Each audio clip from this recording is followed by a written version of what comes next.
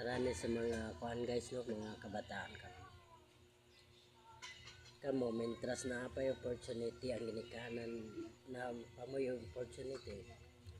O na pa yung ginikanan ko suporta sa inyo adira. Pag eskwela mo tarong ayaw pagbulayon. Ayaw pagbulakbul.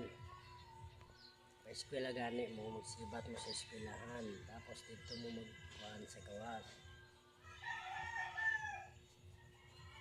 Ang ginikanan ninyo naglisod sa trabaho para lang maka-eskwela magtarong para makauman mo, pero wala dahil kabalo ang ginikanan ninyo ang magbulakbol dahil mo sa pag-eskwela. Ayaw nga na mga kabataan, ayaw ang pag-eskwela ninyo. Kada kung masunahan ninyo ang pagbulakbol ninyo, makatagpo mo bana ninyo.